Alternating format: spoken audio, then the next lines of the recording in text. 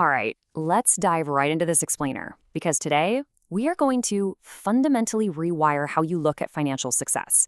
We're going to challenge some really deeply ingrained everyday habits and completely move away from judging success just by outward appearances. Because, as it turns out, money is full of ironies. And perhaps the biggest irony of the whole shebang is that the exact things we usually associate with wealth are actually the very things preventing us from having it. To kick things off, I want to share this wild story from a source who used to work as a valet back in mid-2000 Los Angeles. Now, this was a time and a place where material appearance was literally everything. It was more important than oxygen. So as a valet, he saw it all. And he knew this guy, let's just call him Roger. Nobody actually knew what Roger did for a living, but he drove this incredibly flashy Porsche. And in our society, right, that's enough for everyone to just instantly assume you are massively successful. But then one day, Roger rolls up in a totally beat-up old Honda. Same thing happens the next week and then the next week. When someone finally asked him, hey, what happened to the Porsche? Roger just casually mentioned that it got repossessed because he defaulted on his massive loan.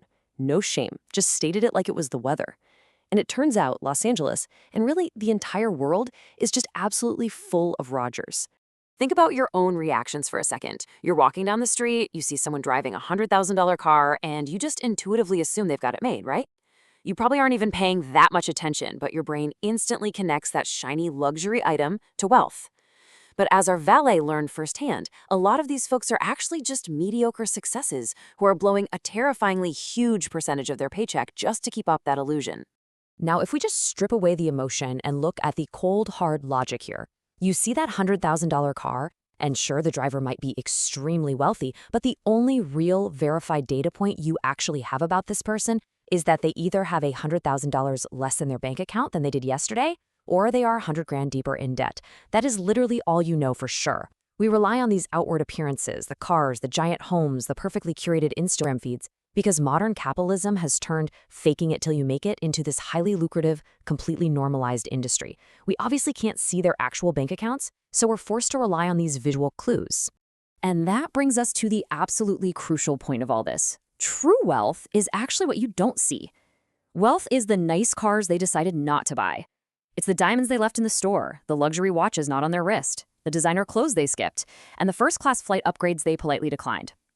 Wealth is essentially financial assets that haven't been converted into visible stuff yet. But man, that is so incredibly hard for us to wrap our heads around because human nature just really struggles to contextualize things that are invisible. And this sets up this massive cognitive dissonance for all of us. I mean, look at pop star Rihanna. She famously almost went totally bankrupt a while back from just wild overspending. She even tried to sue her financial advisor over it, basically saying, hey, you mismanaged my money. The advisor's response in court was just legendary. He said, was it really necessary to tell her that if you spend money on things, you will end up with the things and not the money? I mean, it's hilarious, and you can absolutely laugh at that, but it highlights a super serious blind spot we all have. People legitimately need to be reminded of this basic fact. It sounds ridiculous when you say it out loud, but when most people declare, man, I want to be a millionaire, what they're actually picturing in their head is, I want to spend $1 million. They're visualizing the sprawling mansion, the fleet of sports cars, the endless VIP vacations. But spending $1 million to feel like a millionaire is the exact literal opposite of actually being one. Because once you spend it, well, you don't have it anymore. This ties perfectly into some fantastic advice from investor Bill Mann. He points out that there is absolutely no faster way to feel rich than to go out and spend a ton of cash on really nice stuff. But, as he explains, the baseline way to actually achieve success is to simply not spend money you don't have. Okay, that's solid basic advice, right? But we need to take it a step further. Because to truly accumulate wealth, you have to actively not spend the money you do have. That's not just some clever saving strategy, that is the literal definition of wealth. So we really have to carefully separate these two concepts. If you only remember one thing from this explainer, let it be this. Rich is a visible current income. If someone drives a Bentley or lives in a 10-bedroom house, they are almost certainly rich. Because even if they are drowning in credit card debt, they still need a massive monthly income just to make those minimum payments. Rich people are super easy to spot. They're loud. But wealthy? Wealthy is hidden. Wealthy is quiet. It is income not spent. True wealth is an option you haven't taken yet. Its actual value is the freedom, the flexibility, and the future growth it buys you. To kind of ground this in something we've all experienced, think about author Bill Bryson's brilliant diet analogy from his book, The Body. We all know losing weight is just notoriously frustrating. Well, studies show that people will hit the gym, absolutely sweat it out, do all the hard work, and then completely ruin their progress. Why? Because we naturally overestimate the calories we just burned by a factor of 4. And then, making it even worse, we turn around and eat twice as many calories as we actually burned off. We essentially just happily undo all of our own hard work. Working out is exactly like being rich. You put in the hours, you get the paycheck, and your brain immediately goes, yes, I did it. I deserve a treat. But wealth? Wealth requires the immense discipline to actually turn down that treat so you can build up a net positive gap over time. It's all about creating that space between what you could afford to buy right now and what you actually choose to buy. And this brings us to a massive, almost invisible hurdle for anyone trying to get their financial life in order. Deep down, almost all of us want the freedom that wealth brings. But because true wealth is completely hidden away in boring savings accounts, untouched index funds, and the massive houses they decided not to buy, it is incredibly difficult to find wealthy role models to imitate.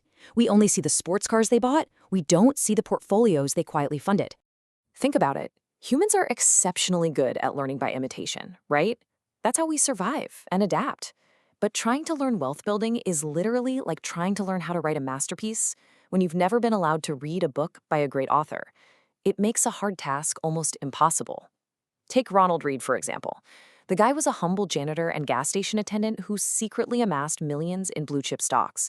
He lived so modestly, he literally used safety pins to hold his coat together. He became a huge financial role model globally, but only after he died and his estate went public. While he was alive, nobody was copying him because every single penny of his massive wealth was totally invisible.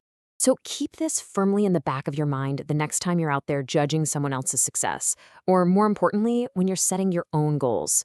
The world is heavily populated with people who look totally average and modest, but who are secretly incredibly wealthy and living with ultimate freedom.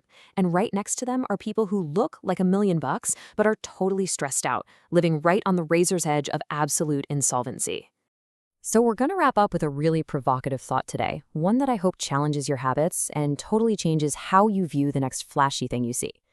If the true ultimate power of money doesn't lie in what it can buy you today, but rather in the freedom of what remains unseen and unspent, how can I convince you to finally start saving it?